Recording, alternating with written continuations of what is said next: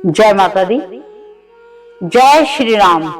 आज हम भगवान श्री राम की विशेष कृपा प्राप्त करने हेतु जो श्री रामचरितमानस का पाठ चल रहा है, जिसमें हम लंका कांड का श्रवण कर रहे हैं, तो चलो आज भगवान श्री राम की विशेष कृपा को प्राप्त करें और आगे श्री रामचरितमानस के पाठ को श्रवण करें।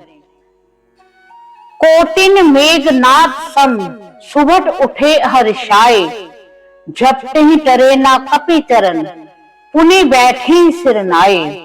भूमि न छाड़त कपि चरण, देखत रिपुमद भाग, कोटि विघन ते संत कर, मन जिमि नीति न त्याग। जैसे करोड़ों विघन आने पर भी संत का मन नीति को नहीं छोड़ता, वैसे ही अंगद का चरण पृथ्वी को नहीं छोड़ता। यह देखकर रावण का मद दूर हो गया। अंगद का बल देखकर सब हृदय में हार गए। तब अंगद के ललकारने पर रावण स्वयं उठा। जब वह अंगद का चरण पकड़ने लगा, तब बाली कुमार अंगद ने कहा कि मेरा चरण पकड़ने से तेरा बचाव नहीं होगा। अरे मूर्ख, तू जाकर श्री राम जी के चरण क्यों नहीं पकड़ता? यह सुनकर वह मन में बहुत ही सकुचाकर लौट गया। उसकी सारी श्री जाती रही। वह ऐसा तेजहीन हो गया जैसे मध्याह्न में चंद्रमा दिखाई देता है। वह सिर नीचा करके सिंहासन पर जा बैठा, मानो सारी संपत्ति गवाकर बैठा हो।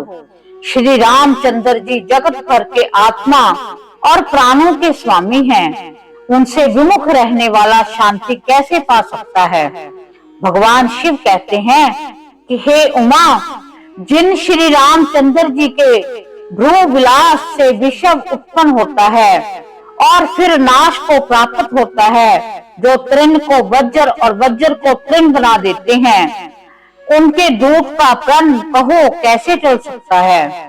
फिर अंगद ने अनेकों प्रकार से नीति कही, पर रावण ने नहीं माना, क्योंकि उसका काल निकट आ गया था। शत्रु के गर्व को चूर करके अंगद ने उसको प्रभु श्री रामचंद्र जी का शोक सुनाया और फिर वह राजा बाली का पुत्र यह कहकर चल दिया, रणभूमि में तुझे खेला खिला कर ना मारूं तब तक अभी क्या बढ़ाई करूं। अंगद ने पहले ही उसके पुत्र को मार डाला था। वह संवाद सुनकर रावण दुखी हो गया।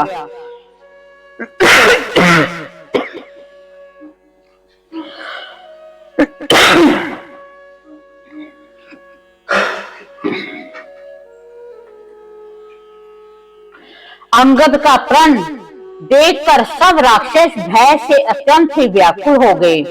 शत्रु के बल का मर्दन करके बल की राशि बाली पुत्र अंगद जी ने हर्षित होकर आकर श्री रामचंद्र जी के चरण कमल पकड़ लिए। उनका शरीर पुलकित है और नेत्रों में जल भरा है। संध्या हो गई। जानकर दशग्रीव बिलखता हुआ महल में गया। मंदोदरी ने रावण को समझाकर फिर कहा, हे कांत, मन में समझकर बुद्धि को छोड़ दो। आपसे और रघुनाथ जी से युद्ध शोभा नहीं देता। उनके छोटे भाई ने एक जरा सी रेखा खींच दी थी, उसे भी आप नहीं लांघ सके। ऐसा तो आपका पुरुष तत्व है। हे प्रियतम, आप उन्हें संग्राम में जीत पाएंगे जिनके दूत का ऐसा काम है। खेल से ही समुद्र लांघ कर वह बानरों में सिंह हनुमान आपकी लंका में निर्भय चला आया। रखवालों को मारकर उसने अशोक वन को उजाड़ दिया। आपके देखते देखते उसने अक्षय कुमार को मार डाला और संपूर्ण नगर को जलाकर राख कर दिया। उस समय आपके बल का गर्व कहाँ चला गया था? अब हे स्वामी, झूठ व्यर्थ गाल ना मारिए, व्यर्थ की ढींग ना हाँकिए। मेरे कहने पर हृदय में कुछ विचार कीजिए। हे पति, आप रघुनाथ पति को राजा मत समझिए, बल्कि अब जगन्नाथ चराचर के स्वामी अतुलनीय बलवान जानिए। श्री राम जी के वाण का प्रताप तो नीच मारीच भी नहीं जानता था, परंतु आपने उसका कहना भी नहीं माना। जनक की सभा में अनगिनत राजा गण थे, वहां विशाल और अतुलनीय बल वाले आप भी थे। वहां शिव जी का धनुष तोड़कर श्री राम जी ने जानकी को ब्याया, तब आपने उनको संग्राम में क्यों नहीं जीता? इंद्र पुत्र अत्यंत उनके बल को कुछ कुछ जानता है। श्री राम जी ने पकड़कर केवल उसकी एक आंख ही फोड़ दी और उसे जीवित ही छोड़ दिया। शूर्पणखा की दशा तो आपने देख ही ली, तो भी आपके हृदय में लज्जा नहीं आती। जिन्होंने विराट और खरदूषण को मारकर लीला से ही कबंध को मार डाला और जिन्होंने बाली को एक ही बाण से मार दिया, हे दशकंद आप उन्हें समझिए। जिन्होंने खेल में ही समुद्र को बंधा लिया, जो प्रभु सेना सहित सुबेल पर्वत पर उतर पड़े, उन सूर्य कुल के ध्वजा स्वरूप करुणा में भगवान ने आप ही के हित के लिए दूत भेजा है, जिसने बीच सभा में आकर आपके बल को उसी प्रकार मत डाला जैसे हाथियों के झुंड में आकर सिंह रन में बांके अत्यंत विक्त वीर अंगद और हनुमान जिनके सेवक हैं। हे पति, उन्हें आप बार बार मनुष्य कहते हैं। आप व्यक्ति मान ममता और मद का बोझा ढो रहे हैं। हाँ प्रियतम, आपने श्री राम जी से विरोध कर लिया और काल के विशेष वश होने से आपके मन में अब भी ज्ञान नहीं उत्पन्न होता। काल दंड लेकर किसी को नहीं मारता, वह धर्म बल बुद्धि और विचार को हर लेता है। हे स्वामी, जिसका काल निकट आ जाता है उसे आप ही की तरह भ्रम हो जाता है। आपके 2 पुत्र मारे गए, नगर जल गया। हे प्रियतम, अब भी पूर्ति कर दीजिए। और हे नाथ, कृपा के समुद्र श्री रघुनाथ जी को भजकर निर्मल यश लीजिए। स्त्री के वाण के समान वचन सुनकर वह सवेरा होते ही उत्तर सभा में चला गया। सारा भय भुलाकर अत्यंत अभिमान में फूलकर सिंहासन पर जा बैठा। जहां श्री राम जी ने अंगद को बुलाया, उन्होंने आकर चरण कमलों में सिर नवाया।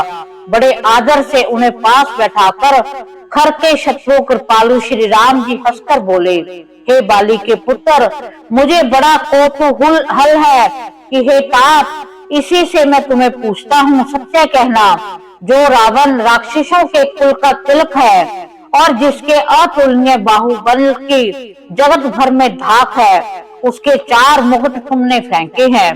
हे तात, बताओ तुमने उनको किस प्रकार से पाया? अंगद ने कहा कि हे सर्वज्ञ, शरणागत को सुख देने वाले, सुनिए, वह मुक्त नहीं है, वह तो राजा के 4 गुण हैं। हे नाथ, वेद कहते हैं कि साम दान दंड और भेद, ये चारों राजा के हृदय में बसते हैं। ये नीति धर्म के 4 सुंदर चरण हैं, किंतु रावण में धर्म का अभाव है। ऐसा जी में जानकर ये नाथ के पास आ गए हैं। 10 शीश रावण धर्महीन प्रभु के पद से विमुख और काल के वश में है। इसलिए हे कौशल राज, सुनिए, वह गुण रावण को छोड़कर आपके पास आ गए हैं। अंगद की परम चतुरता कानों से सुनकर उदार श्री राम जी हंसने लगे। फिर बाली पुत्र ने किले के सब समाचार कहे। परम चतुरता श्रवण सुने, बिन से राम उदार, समाचार पुनि सब कहे, गढ़ के बाली कुमार। इस प्रकार हमने भगवान श्री राम की विशेष कृपा हेतु श्री रामचरितमानस के लंका कांड के उस भाग को श्रवण किया, जिसमें अंगद ने रावण को अपनी चतुरता और अपने बल से हरा दिया, जिसके हारने से उनकी पत्नी मंदोदरी रावण को बहुत समझाया, परंतु जब किसी का काल निकट होता है तो उसी ज्ञान की बातें अच्छी नहीं लगती। और अंगद का वहां पर वापस जाना, भगवान श्री राम जी से उनकी वार्तालाप की कैसे महल में उन्होंने जो 4 मुकुट फेंके हैं, उन्होंने क्या क्या वहां पर किया कि उनके मुकुट मेरे चरणों में आकर गिर गए। तो बड़ी सुंदर हमने गाथा सुनी, भगवान श्री राम की बड़ी सुंदर महिमा सुनी। जिनके दूत में इतना बल है वो भगवान श्री राम स्वयं कैसे हैं। तो हम भगवान श्री राम से प्रार्थना करते हैं कि हे भगवान, आप हम पर विशेष कृपा बनाए रखें। अगर हमसे इस पाठ में कोई गलती हो गई है उसे वो क्षमा करें। जो जो इस पाठ को कह रहे हैं, जो जो इसको श्रवण कर रहे हैं, सभी पर आपकी विशेष कृपा बनी रहे। इसी के साथ जय माता दी, जय श्री राम।